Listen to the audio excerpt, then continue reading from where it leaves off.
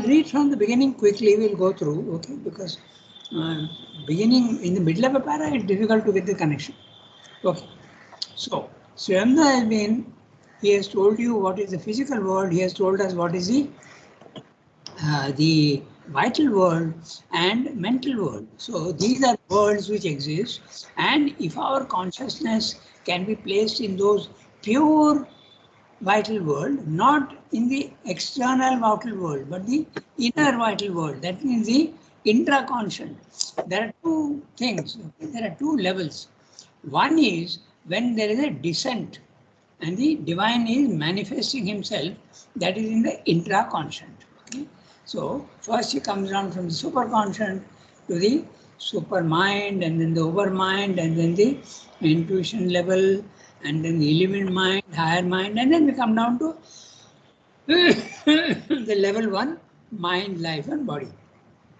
Then there's an evolution, and that evolution is parallelly, it is going up. So there are two worlds. One is the pure world of all these planes of consciousness, and the other one is a mixed, because in the one that is descending, we are starting from the purest. So all these worlds which are created are pure. There is pure vital, pure mind, pure even physical. They subtle physical. But when you are starting from the inconscient, it is all mixed. Okay? So that's the problem that man faces and everybody else faces who are starting from the lower end. So these are mixed, and there is an evolution. The other one is the involution. So Suyamda has been talking about the planes of consciousness which are pure. Okay, so if you are in that plane of consciousness of the vital, pure vital, all your desires can be satisfied. If you are in the pure mental world, then the knowledge aspect is superior. Now he is talking of the ladder of transcendence. Now he is shifting to the evolutionary levels. Okay, so keep that in mind. And he says it's like a double ladder. The one that is coming down are the pure planes of consciousness, and the ones that are going up are the impure and mixed consciousness, because you are starting from darkness. So even when life comes out of the matter, matter is still having an influence on life. And when life produces mind, our mind is ignorance, because the influence of matter and life also is affecting it. So as you keep going higher and higher, there is still the influence of the inconscient on us. That's the reason why even at this highest supreme spiritual level of the overmind, it is still there is ignorance. Only when you climb beyond overmind into the supermind, then the ignorance stops and you are free from the influence of the lower planes. Then you have the power to also change the lower planes. Okay? So ladder of self-transcendence. Self-transcendence, you are going beyond your body, mind, life. Okay, that's what it means. Now we read the, I'll read each sentence and we'll see what he's saying. The transcendence of this lower triple being. The lower triple being is individual as well as universal. If it is universal, there is universal matter, there is universal prana, and there is universal mind. These are all words, pure words. And then in the individual, it becomes the body, the individual vital, and the individual mind. Okay, so it's like the vast clay and the pot. You are a pot of the vast clay in the universe. Or you can also say you are a small wave in the vast ocean. And this ocean is physical, vital, mental. It goes on, it doesn't end there. So keep this connection always. You are a small portion of the universal. That's the reason why you can become, you can have a cosmic consciousness. Universal consciousness is possible because that's what you are in essence. You are the summary of all these things. Okay, so the transcendence of this lower triple being. Okay, the lower triple being is your body, your vital, and your mind. This is level 1. Now, transcendence means you are going to level 2. You are no more, your consciousness rises out of the body, mind, life, and you are free of your body, mind, life. You are not absolutely out of ignorance, not yet, but you are free from the prison house of body, mind, life. So you are in a far better condition. Okay. And this lower triple world, to which ordinarily our consciousness and its powers and results are limited, okay, a transcendence described by the Vedic seers as an exceeding or breaking beyond the two firmaments of heaven and earth, opens out a hierarchy of infinitudes. The hierarchy, an arrangement of higher and lower, okay, infinitude, to which the normal existence of man, even in its highest and widest lights, is still a stranger. So which is the highest and widest light? The overmind.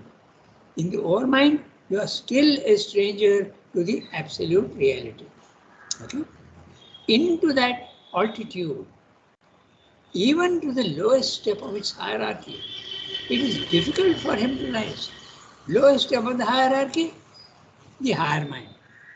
Even that is difficult. Okay? And the highest of that highest and widest light is the overmind. So, very clearly, he is not using this word, but it's for us to interpret the words because we have read elsewhere, we know exactly what he means. If he had meant supermind, you would not be a stranger, isn't it? So it's very clearly, you are at the highest level, but you are still a stranger to the supreme truth, which means overmind. Into that altitude, even to the lowest step of its hierarchy. He's talking about the spiritual planes of consciousness, the second level. So, lowest step of its hierarchy, the higher mind. Then there is the illumined mind, intuition, and finally the overmind. It is difficult for man to rise, for him to rise. A separation, acute in practice, though unreal in essence. This you have to understand. Unreal in essence, but acute in practice. You have to understand what is meant by essence. Okay. Very easy if you want to give some examples to yourself. Each wave in the sea is essentially the water, the ocean, and yet each wave, the height will differ, the speed with which it is coming towards the coast will differ, and its length and breadth will differ. So each individual, outerwards, it is the practical aspect. But essentially, all the waves are also only the ocean. You can give this example in many ways. All species are also same. All cats are essentially, they have the quality of the catness, if you want. But each one is different. Color different, size different, nature different. You can apply this to anything, species, even the, let's say take a mango tree, okay? They are all mangoes, essential. But they are all different in size, color, shape, and maybe even taste a little bit. Some may be sour, some may be sweet. So this is what he's saying. Acute in practice, though unreal in essence. In essence, they are all the same. There is no separation in the essence. Divides the total being of man, the microcosm, as it divides also the world being. So again, he is describing the individual and the universe. The total being of man is all the planes of consciousness from the lowest to the highest, but condensed into man. Okay? He is a microcosm. He is a miniature cosmos, as it divides also the world being, which is the macrocosm. So whatever is there in the universe, expanded and fully expressed, becomes unexpressed and condensed in the human being. Right? Both have a higher and a lower hemisphere, the parardha and the aparardha.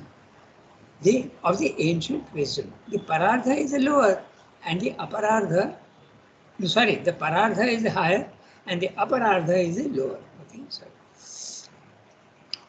The higher hemisphere is the perfect and eternal reign of the spirit. There, it is absolutely perfect. It doesn't need to change. That is why there is no movement there. It's absolutely permanent, static. The higher hemisphere is the perfect and eternal reign of the spirit. And where does it start? That's another thing that we have to answer. This is kept a little vague because the perfection starts even at the spiritual level, but it's not perfect perfection. External uses these words, no? It is not perfect perfection, but the perfection starts there at the spiritual level, level 2. At level 3, it starts becoming perfect perfection. So that's why he has kept it vague. The higher hemisphere is a perfect and eternal reign of the spirit. For there it manifests without cessation or diminution its infinities. So this you must read. The creation of the world is still going on. It's not that he created the universe at one time and he stopped to take rest, like the like the Christians say. He worked for 1 week and on Sunday he took rest. So it's not like that at all. He is continuously. So if we had to do that, we would get exhausted. All our stock would get exhausted. But the divine is infinite and his creations can never stop. So that's exactly very, very clear what he's saying. For there it manifests without cessation or diminution. That also no. There is no diminution in the descent. But there is a diminution when you are going up, there is a diminution. Its infinities deploys the unconcealed glories of its illimitable existence, its illimitable consciousness, knowledge, its illimitable force and power, its illimitable beatitude. Again and again, Sri Aurobindo always goes back to the manifestation contains all the truths of the Satchidananda. Sat, Chit, Shakti, Ananda. Sometimes he specifies also the Shakti, sometimes he doesn't.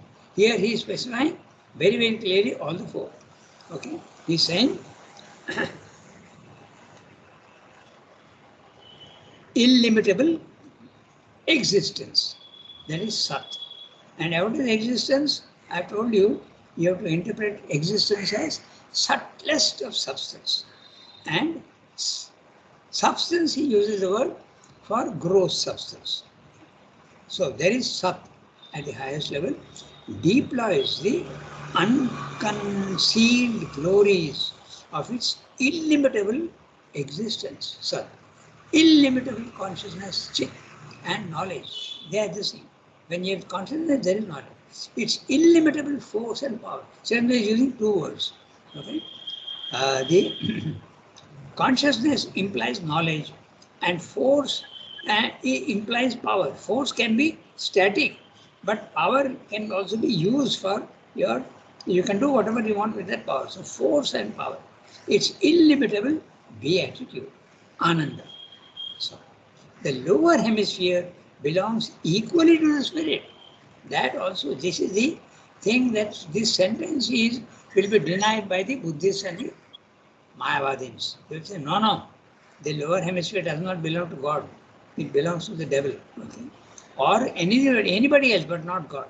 God cannot be imperfect. That's what they will say. Mr. is saying very clearly because he is following the Advaita philosophy.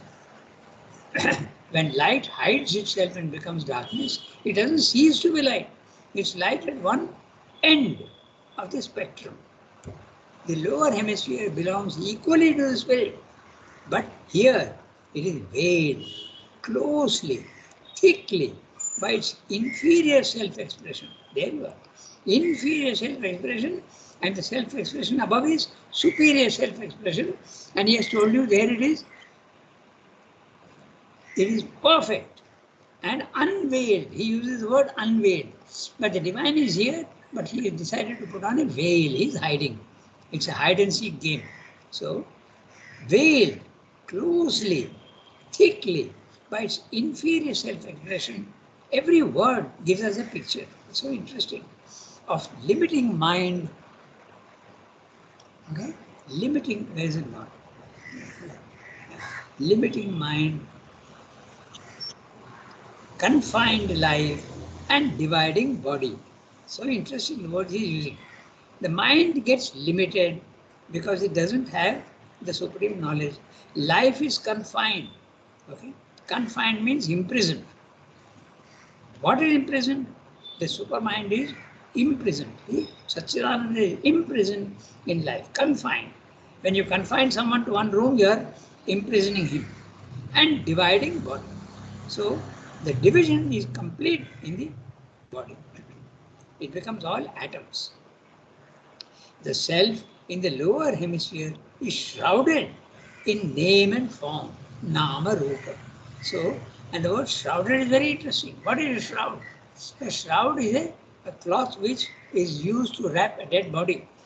So, the matter, the lower hemisphere, is a dead body, apparently dead body of Satchidananda. So, each word you are getting a picture and becomes more and more clear. Okay? So, its consciousness is broken up by the division between the internal and the external. The internal is the pure descent, okay, the planes of consciousness which are at the highest level, and also the pure planes of consciousness in the descent. And external. External is the physical world, body, mind, life, level 1. The individual and universal. Which is the external is specified. It can be the individual as well as the universal. Its vision and sense are turned outwards. Note interestingly, as the Upanishad says, all our senses are turned outwards. We don't have a single sense, it looks inwards. There is one, and that's the mind. Okay? That's why the mind is supposed to be the sixth sense. Okay. So, when you start your yoga, you are using that. You are looking inwards and not outwards. So, the vision and sense are turned outwards. Its force, limited by division of its consciousness, works in fetters. Fetters is chains. So, the vital being, your prana, works limited. It is bound and yet it works. Its knowledge, will, power, delight, divided by this division, limited by this limitation, are open to the experience of the contrary or perverse forms. And what are they? Ignorance, weakness, and suffering. So let's look at the words again. The life is limited by division of its consciousness, works in fetters. Its knowledge, will, power, delight. So clear. Knowledge, the chit. Will and power, Shakti. Delight, Ananda. He's referring always back to, throughout the books, he's always referring to all. Okay? If you remember even that mantra, okay? Om Anandamayi Chaitanyamayi Satyamayi Parame. So there also he is repeating all Ananda and Chaitanya and Satyamayi. So all the three are always there together everywhere. This you have to keep in mind. Knowledge, will, power, delight, divided by this division. They are not full. They are full only at the highest level. In the lowest level, they are all divided. Limited by this limitation, are open to the experience of the contrary or perverse forms. So they seem to be the opposite of itself. In the lower hemisphere, consciousness becomes unconsciousness. And there also he is saying, knowledge becomes ignorance. That's the chit aspect. Power, infinite power, becomes weakness. Okay? And ananda becomes suffering. Actually, it becomes pain, pleasure, and indifference. But here he is telling you the contrary forms. He has told you contrary forms. So he is telling you what they are. We can indeed become aware of the true self or spirit in ourselves by turning our sense and visions inwards. There's it. If you remember the Life Divine methods of Vedantic knowledge. So there, science is using the instruments of the senses and going outwards into the physical world to examine. Valid. It is valid at its own level. You are getting information about the external world. But if you want spiritual experience, spiritual knowledge, you have to go inwards. Okay? So, we can indeed become aware of the true self or spirit in ourselves by turning our sense and vision inward. We can discover too the same self or spirit in the external world and its phenomena by plunging them there also inward through the veil of names and forms. So, in other words, you can discover the divine in yourself, that's an individual, and you can discover the divine in the universe also, that's a cosmic, and you can also, probably he'll tell us that, let us see. And through the veil of names and forms, to that which dwells in these and also stands behind them. So behind all the forms, the divine presence is there.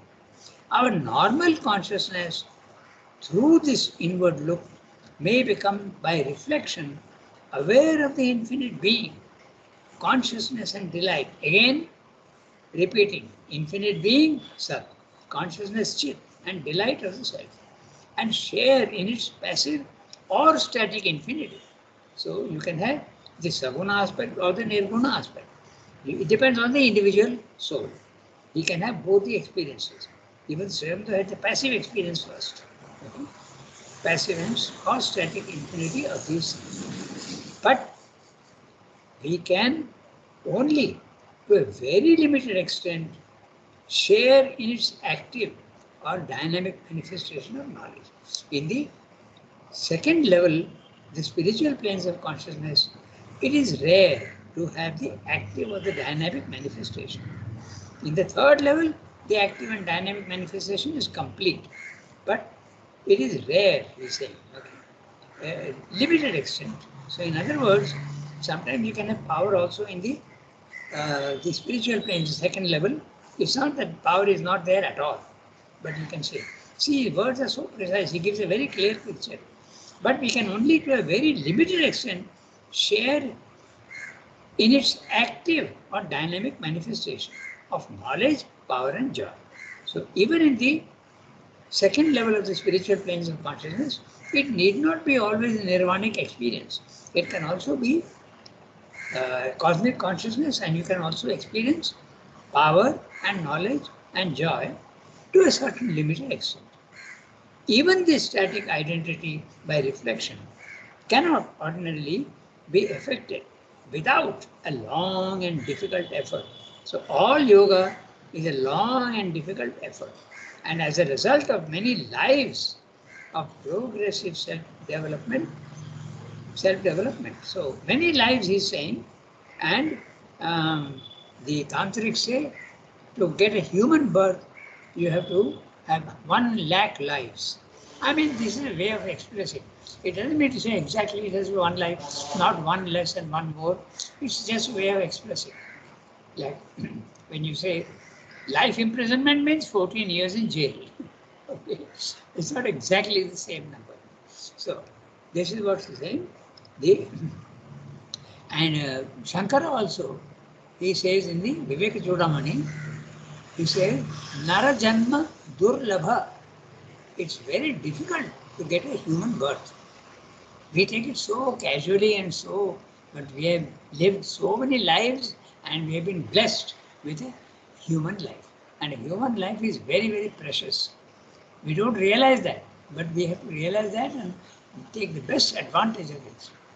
Okay. So we can only to a very limited extent share in its active or dynamic manifestation of knowledge, power and joy. Even this static identity by reflection, note the word reflection. In the second level, the truth is seen by reflection and not the truth itself. This image also is in Plato. In Plato, there's a cave and there are human beings, but their face is turned inward. So they see there's the sun outside, and the shadows are all on the wall of the cave. So you are seeing the shadows, okay? And the shadows are unreal. So when you turn your face outwards towards the sun, then you realize that these are only shadows. So that's the image that Plato gives. Okay? So here also he is using that this static result of many lives of for very firmly is our normal consciousness bound to the law of the lower hemisphere of being. To understand the possibility of transcending it at all, we must restate in a practical formula the relations of the worlds which constitute the 2 hemispheres. the upper hemisphere and the lower hemisphere. We have to say how they are connected. And that's exactly what Sri Aurobindo does in Life Divine in 10 chapters. Okay? He discusses in great detail. He connects Sat with matter, he connects supermind with mind, and he connects Shakti, Chit Shakti with the vital, and Ananda he connects with the psychic being. So, in other words, there is a connection between the aparartha and the parartha, which the Buddhists and the Mayavadis are denying. So, if there is a connection again and again, he takes so much trouble. Why? Because it is possible for the lower to slowly emerge and become the higher. Samples of the higher can always be put into the lower. That's what his whole contention is, that the evolution is going towards the supreme heights, but not in one stroke. It is step by step. The first step is matter coming out of the inconscient. The second step is life coming out. Third step is mind. And the fourth, which has not yet happened, and he is forecasting. He is the only one to have forecasted that. There are others also who have hinted at it. But he is the one who has actually given all the methods how to go to that level, what happens at that level, great detail. So this is what is. To understand the possibility of transcending it at all, must restate in a practical formula the relations of the worlds which constitute the two hemispheres. In the Life Divine, it's a theoretical discussion. In the Synthesis of Yoga, it's a very practical discussion. How to go. So he has given great detail. We already know roughly. We have to get rid of desire, we have to get rid of ego, we have to get rid of attachment, okay? And we have to bring the psychic forward. That's a practical formula. Okay? In the Life Divine, it is theory. He gives you, sometimes he touches on also practical advice in the Life Divine, but there it's more the principles which are discussed. But here it is a practical aspect, step by step, what to do to be able to go there. Now, that completes the paragraph 1. And he has very clearly laid out the self-transcendence, what he means by the self-transcendence. There is a higher, there is a lower, and the higher is perfect and static, and the lower is imperfect, apparently imperfect, because there is the descent, and in the descent, all the worlds are pure. And in the ascent, beginning from inconscious life, mind, these are all imperfect, but they are climbing towards perfection. So he has given you very clearly the whole picture. Level 1, level 2, level 3. So we read the next one. All is determined by the spirit. Anyone can read. Who will read? Archana normally goes a little early because of her work. So Archana, are you in a position to read?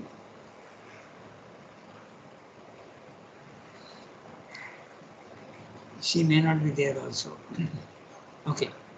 So anyone else? Yasmin or Shilpa or Sunti? Okay, I I can won't be read able if to you read. want. Okay, Yasmin was the first to respond.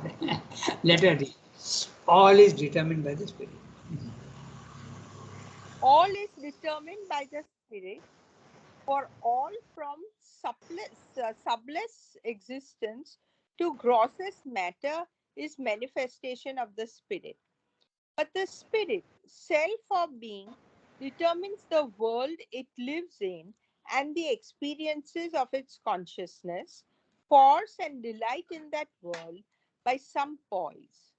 Among many possible of the relations of Purusha and Prakriti, soul and nature, some basic poise in one or other of its own cosmic principles. Poised in the principle of matter, it becomes a physical self of a physical universe in the reign of a physical nature. Spirit is then absorbed in its experience of matter. It is dominated by the ignorance and inertia of the tamasic power proper to physical existence. In the individual, it becomes a materialized soul.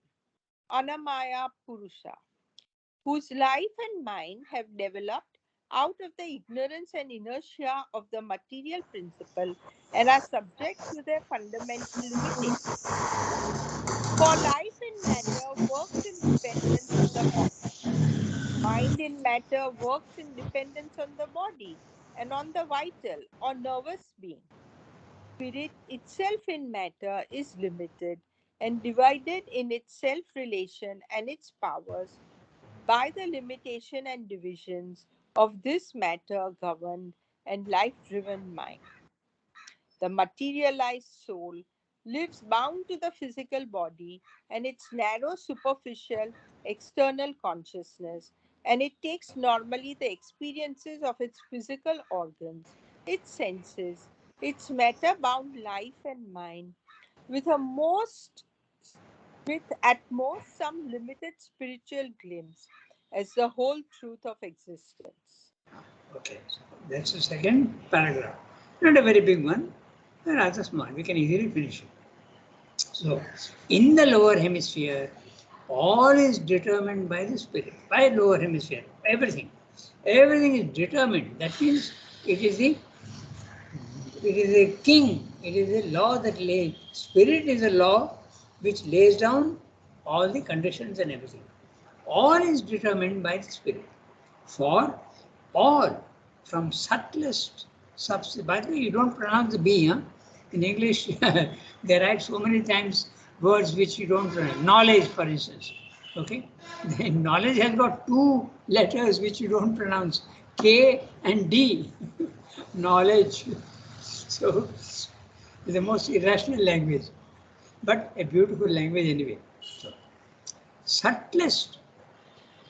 And that's what mother said, you know. She said the English are blessed because Swayambhu used the English language. So she used to have a lot of fun about the English. So for all from subtlest substance, note, interestingly, subtlest existence. So he's using existence in this word of the substance which is subtlest. Okay? To grossest matter. Matter is the substance at the lowest level, is manifestation of the spirit. So everything from the highest to the lowest is governed and controlled by the spirit. For all from subtlest existence to grossest matter is manifestation of the spirit. The word manifestation is very clear. What is inside you, you are bringing out and manifesting, becoming apparent to everything, to everybody. But the spirit, self or being, determines the world it lives in and the experience of its consciousness, force, and delight in that world by some poise among many possible poise planes. Okay, there are many planes it refers to. So, but the spirit, self, or being. Now, note again. Spirit is at the transcendent level. Self is at the second level, the spiritual, the cosmic level, and being, okay, absolutely at the lowest level. He is using the words in that sense. The spirit, transcendent, the self, cosmic, and being, the physical world, determines the world it lives in and the experience of its consciousness, force and delight in that world by some poise. It makes different worlds and each one there is a poise. In one it is 100%, then 10%, then 90%, 80%. So it's a poise. It goes on making different grades of itself. Among many possible, there you are, among many possible of the relations of Purusha and Prakriti, soul and nature. Some basic poise in one or other of its own cosmic principles. In fact, Swayambhu says very clearly that every plane of consciousness is determined, can be defined by the relation between Purusha and Prakriti. At the lowest level, to make it very apparent to understand the thing. Okay, and in matter, consciousness, 100 sorry, force 100%, consciousness 0%. Come to life, maybe force becomes 90%, consciousness becomes 10%. The relation between Purusha and Prakriti. When you go to the self, this second level, you experience it as consciousness 100% and force. There is no force there. That's why 0%. But at the same time, you must remember there is not really 100%, but 99.9999 because the potential is there. So it's not 100, but it is 99.999. Then at the supramental level, Purusha and Prakriti are equal to each other. It becomes 50-50. Okay. So this is very gross way of putting it, but it becomes very clear to us when we put it in that way. Okay. So at the lowest level, consciousness almost zero, force is almost full. Then at the second level, there are grades. There are different, and each soul can experience it in different ways. At the highest level, completely equal to each other, 50-50. Relations of Purusha and Prakriti, soul and nature. So, this Purusha and Prakriti, we have to clearly understand. If the sun is Purusha, Prakriti is its nature, which is the power to give light and heat. If the flower is Purusha, the Prakriti is the fragrance, the color, the form. Okay. This is what it is, among other many others. So there is Chit and Shakti, soul and nature. Some basic poise in one or the other of its own cosmic principles. Poised in the principle of matter, so now he's talking at the lowest level. Poised in the principle of matter, it becomes the physical self of a physical universe in the reign of a physical nature.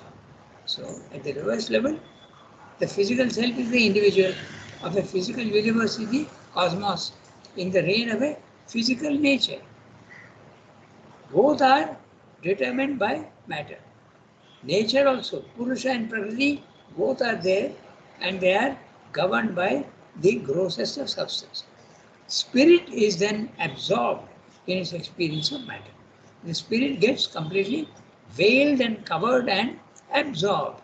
It becomes almost non-existent.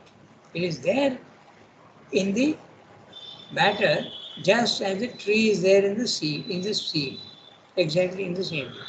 The tree is absorbed into the seed. So here also divine is there, but he has diminished himself and hidden himself in matter. It is dominated by the ignorance and inertia of the tamasic power proper to the physical existence. In the individual, it becomes the materialized soul. Note that. Okay? The soul has entered into matter and is conditioned by matter. Materialized soul, it doesn't mean that the soul has become matter. It means governed by the conditions laid down by matter. So it gets hidden, completely hidden. Annamaya Purusha. The word Annam in Sanskrit is food, but all matter is really food. Okay? So, Annamaya Purusha, whose life and mind have developed out of the ignorance and inertia of the material principle and are subject to their fundamental limitations. Matter is very limited in so many ways. So, matter guides and determines what will happen to anything that is coming out of it. Life is coming out of it, mind is coming out of it, but they are always subject to the laws of matter. They cannot be free. That is what is meant by imprisonment. For life in matter works in dependence on the body. Mind in matter works in dependence on the body and on the vital or nervous being. Spirit itself in matter is limited and divided in this self-relation of its powers by the limitations and divisions of this matter-governed and life-driven mind. So matter is governing everything that is coming out of it. It's the master. You have to obey the laws of matter. And life-driven. Life also when it comes out, when mind comes out, it is conditioned by matter and life. This materialized soul lives bound in the physical body, and its narrow, superficial, external consciousness. Okay, the soul is there but trapped. It is materialized, okay, and takes normally the experience of the physical organs, our senses, its matter-bound life and mind, with at most some limited spiritual glimpses as the whole truth of existence. The physical world is the only truth of the physical world. That's what he said. Okay, so it's about 8:31. So we have about 4 minutes. So I'm sure in 4 minutes can we read the next one? Man is a spirit. Okay, so Yes.